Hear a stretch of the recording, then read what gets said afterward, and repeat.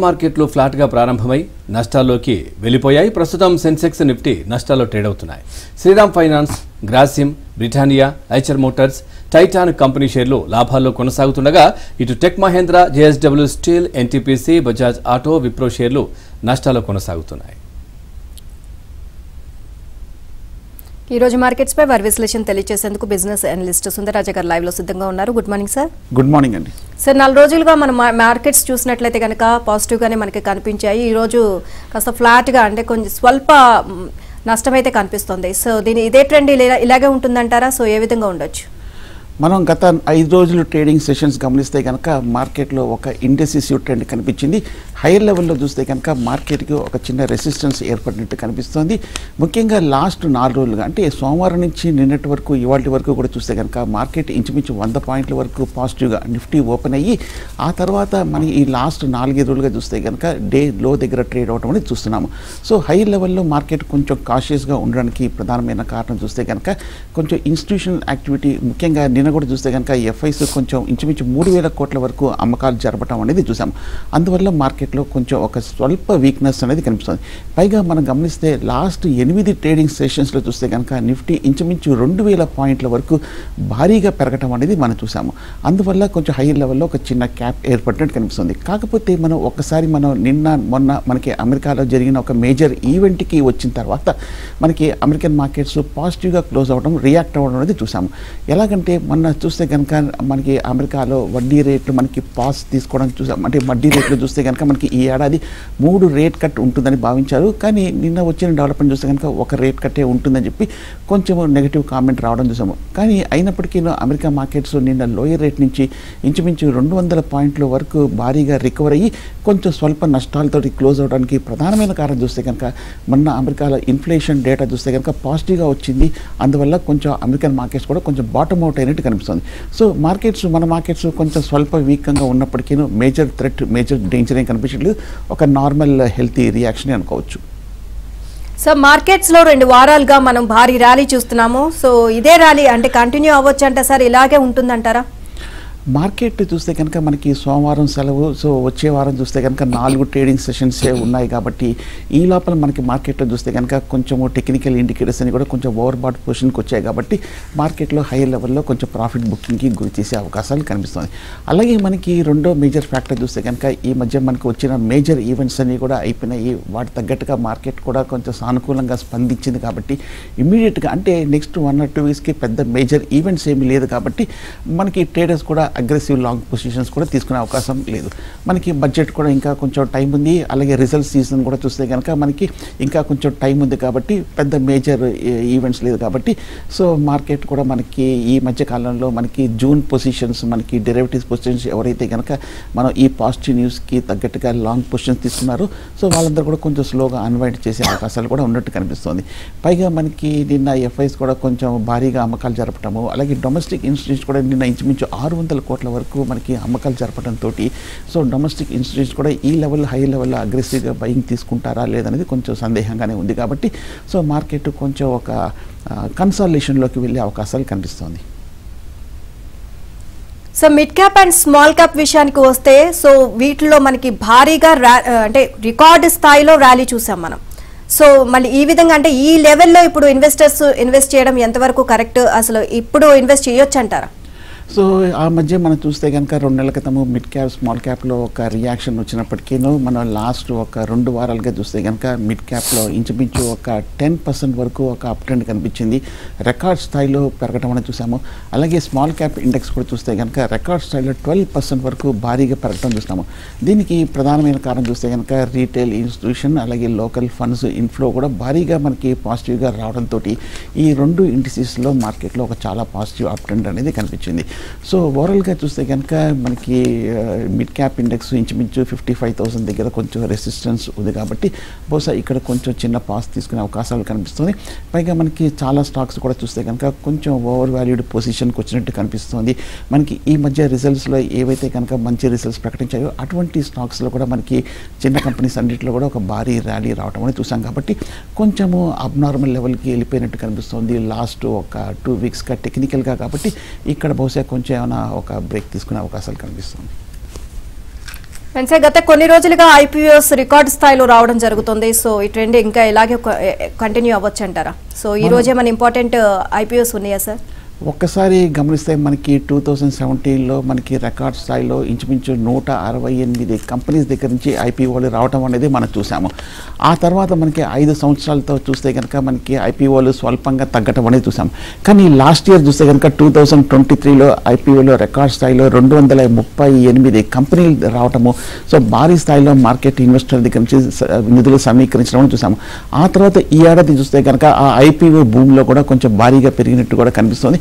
ఇప్పటివరకు ఈ 5 నెలల్లో చూస్తే కనుక 130 కంపెనీల వరకు భారీగా మనకి ఐపీఓలు రావడం చూసాం. అలాగే రానున్న రోజుల్లో అంటే నెక్స్ట్ 1 or 2 monthsలో చూస్తే కనుక ఇంచుమించు 20 పెద్ద మేజర్ కంపెనీస్ దగ్గర నుంచి కూడా ఐపీఓలు రాబోతోంది. ఈ ఏడాది చూస్తే కనుక ఓవరాల్గా ఐపీఓ కొంచెము చాలా బ్లాక్ బస్టర్ ఇయర్ అనుకోవచ్చు. లాస్ట్ ఇయర్తో పోలిస్తే ఇంకా లాస్ట్ ఇయర్ రికార్డ్ని కూడా బ్రేక్ చేసే అవకాశాలు కనిపిస్తుంది. సో పెద్ద కంపెనీస్ అన్ని కూడా ఐపీఓకి రాబోతుంది. కానీ ఇవాళ వచ్చిన రిపోర్ట్ చూస్తే కనుక ఒక మేజర్ రిపోర్ట్ చూస్తే కనుక మనకి ఇండియన్ నిఫ్టీ వాల్యుయేషన్ చూస్తే కనుక ఆల్మోస్ట్ 21 లెవెల్స్కి వచ్చింది. కాబట్టి కొంచెం ఎక్స్పెన్సివ్గా ఉంది. కాబట్టి బబుల్ అని చెప్పలేము, కానీ కొంచెం హై లెవెల్లో కొంచెం అప్రమత్తంగా ఉంటే మంచిదని చాలామంది భావిస్తున్నారు. అంటే సార్ ఈ ఐపీఓస్ రికార్డు స్థాయి నెక్స్ట్ వీక్ కూడా కంటిన్యూ అవ్వచ్చా సార్? మనకి వచ్చే వారం చూస్తే కనుక 6 అంటే ఇవాళ నుంచి చూస్తే కనుక మనకి నెక్స్ట్ కపుల్ ఆఫ్ డేస్లో 6 కంపెనీస్ దగ్గర నుంచి మనకి పబ్లిక్ ఇష్యూకి రాబోతున్నారు. ఈ 6 కంపెనీలు చూస్తే కనుక 5 కంపెనీలు స్మాల్ అండ్ మీడియం ఎంటర్ప్రైజెస్, ఒక కంపెనీయే కొంచెం పెద్ద కంపెనీ. సో బట్ అయినప్పటికీ ఇన్వెస్టర్ సపోర్టు, ఇన్వెస్టర్ ఎంకరేజ్మెంట్ ఉంది. కాబట్టి మనకి కంపెనీస్ వచ్చినప్పటికీ కూడా మనకి ఇన్వెస్టర్ దగ్గర నుంచి నిధులు రావడం చూస్తున్నాము, ఇన్వెస్ట్మెంట్స్ అన్ని రావడం చూస్తున్నాం. అలాగే లాస్ట్ 1 or 2 monthsగా చూస్తే కనుక ఐపీఓలు కూడా చూస్తే కనుక సెకండరీ మార్కెట్లో లిస్ట్ అయిన తర్వాత కూడా చూస్తే కనుక మంచి పర్వాలేదు, మంచి రిటర్న్ ఇవ్వడం కూడా మనం చూస్తున్నాం.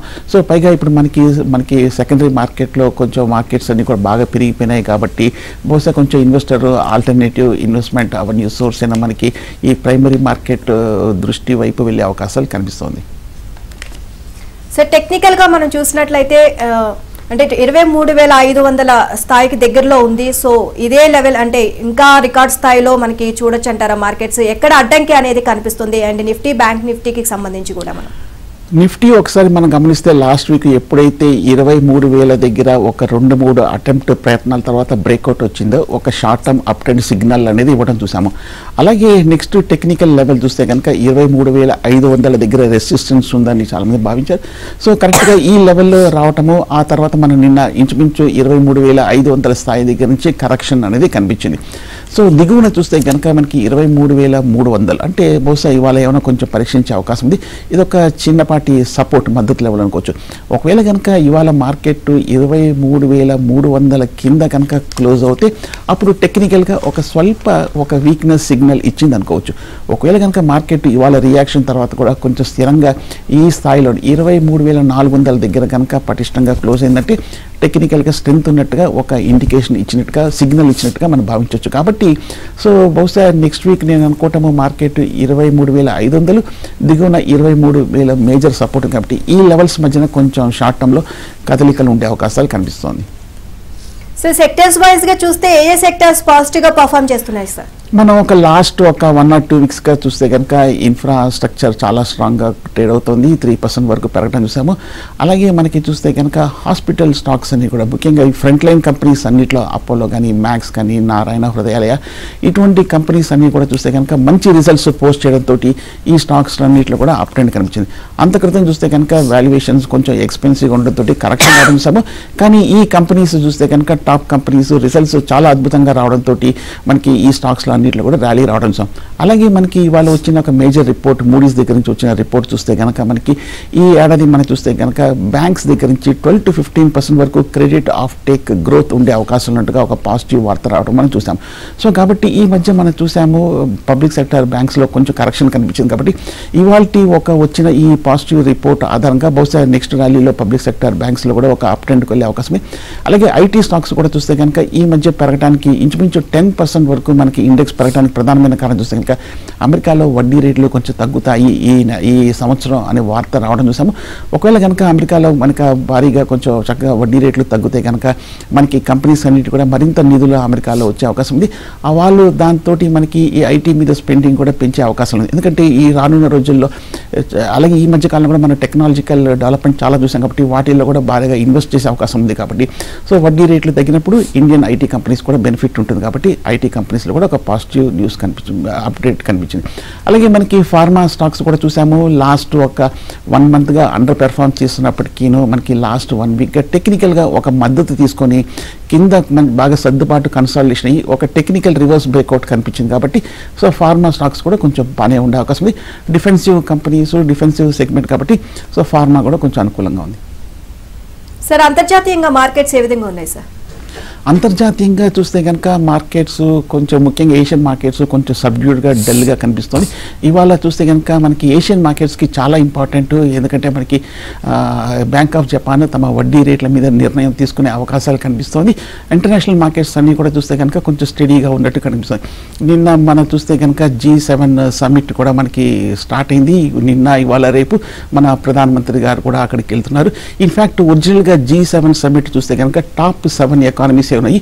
కానీ లాస్ట్ ఒక 7-8 ఏళ్ళుగా మన భారత్ సాధించిన ఘనతలు మన భారత్ ఇంటర్నేషనల్ మార్కెట్స్లో ఎంతో డెవలప్మెంట్ చూసాం. కాబట్టి మన భారత్ని కూడా మనకి G7 సమ్మిట్లోకి ఒక మేజర్ పార్టిసిపెంట్గా తీసుకోవడం జరిగింది.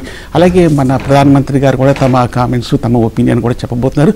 సో మన ప్రధానమంత్రి గారి దగ్గర నుంచి కూడా మనకి డెవలప్డ్ కంట్రీస్ అన్నీ కూడా ఎకనామిక్ పాలసీస్ గురించి మరింత తెలుసుకొని భారత్ కూడా ఈ మధ్యకాలంలో ఇంటర్నేషనల్ మార్కెట్స్లో బాగా లైమ్ రేట్లో ఉంది. కాబట్టి సో ఇండియా కూడా ఫోకస్లో ఉంటుంది. సో ఈ రానున్న రోజుల్లో G7 సమ్మిట్లో తీసుకునే ఎకనామిక్ పాలసీస్ కానీ కొంచెం డెసిషన్స్ కానీ మనకి మన దేశానికి కూడా పాజిటివ్ ఇంపాక్ట్ ఉంటుంది. సో ఈ రోజు ఏమన్నా ఇంపార్టెంట్ కంపెనీస్ రిజల్ట్స్ ని అనౌన్స్ చేసే అవకాశం ఉందంటారా? ఇన్ఫ్యాక్ట్ పెద్దగా ఏమి లేవండి. రిజల్ట్ సీజన్ అంతా కూడా అయిపోయింది. ఇంకా నెక్స్ట్ రిజల్ట్ సీజన్ కూడా ఇంకా కొంచెం టైం ఉంది. కాబట్టి సో రిజల్ట్ సీజన్కి బ్రేక్ పడింది అనుకోవచ్చు. బట్ రిజల్ట్ సీజన్ కాకపోయినా మనకి మిగతా ఈవెంట్స్ ఉన్నాయి కాబట్టి బట్ మార్కెట్లో కూడా చూస్తే కనుక మేజర్ ట్రిగర్స్ కూడా ఎకనామిక్ ట్రిగర్స్ కూడా లేవు. కాబట్టి సో బహుశా మార్కెట్ కొంచెం ఇందాక అనుకున్నట్టుగా కన్సాలిడేషన్ దిశలో వెళ్ళే అవకాశాలు కనిపిస్తుంది. సో G7 అనుకోవటము కొంచెం G7 ఎఫెక్ట్ ఏమో ఇండియా మీద ఉండే అవకాశం ఉంది. పాజిటివ్ ఇంపాక్ట్ ఉండే అవకాశం కనిపిస్తుంది. Right, thank you sir. ఈ రోజు మార్కెట్స్ పై మీ విశ్లేషణ తెలియజేసినందుకు. ఇక దేశ సిమెంట్ రంగంలో మరో భారీ కొనుగోలు చోటు చేసుకుంది. Adani group cement company Ambuja cement Hyderabad కేంద్రంగా పనిచేసే పెన్నా సిమెంట్ ఇండస్ట్రీస్ లిమిటెడ్ను కొనుగోలు చేసింది. పెన్నా సిమెంట్ ప్రధాన ప్రమోటర్ పి ప్రతాప్ రెడ్డి అతని కుటుంబ సభ్యుల నుంచి 100% వాటాలను 10,422 కోట్ల ఎంటర్ప్రైజ్ వాల్యూకి చేజిక్కించుకున్నట్లు అంబుజా సిమెంట్ స్టాక్ ఎక్స్చేంజీలకు వెల్లడించింది. ఈ మేరకు పెన్నా సిమెంట్తో ఒప్పందం కుదుర్చుకున్నట్లు తెలిపింది. బ్రాండెడ్ హోస్రీ ఉత్పత్తుల సంస్థ డాలర్ ఇండస్ట్రీస్ లిమిటెడ్ దక్షిణాది రాష్ట్రాల మార్కెట్లో పట్టును చేజిక్కించుకునేందుకు ప్రణాళికలు రచిస్తోంది. ఇందులో భాగంగా వచ్చే 3 ఏళ్ల కాలంలో కొత్తగా 50 ఎక్స్క్లూజివ్ బ్రాండెడ్ అవుట్లెట్స్ ను ప్రారంభించనున్నట్లు నాడిక్కడ సంస్థ ఎండీ వినోద్ కుమార్ గుప్తా వెల్లడించారు.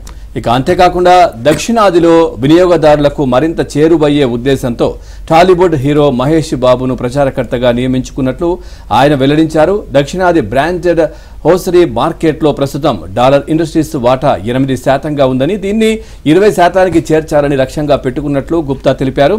కాగా ప్రస్తుత ఆర్థిక సంవత్సరం మొత్తం విక్రయాల్లో దక్షిణాది వాటాను 50%కి చేర్చాలని చూస్తున్నట్లు ఆయన పేర్కొన్నారు.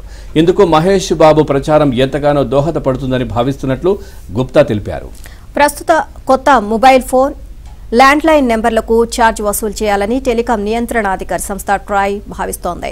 నంబరింగ్ వనరుల నియంత్రణపై వచ్చిన ప్రతిపాదనతోనే ట్రాయ్ ఈ దిశగా అడుగులు వేస్తున్నట్లు తెలుస్తోంది.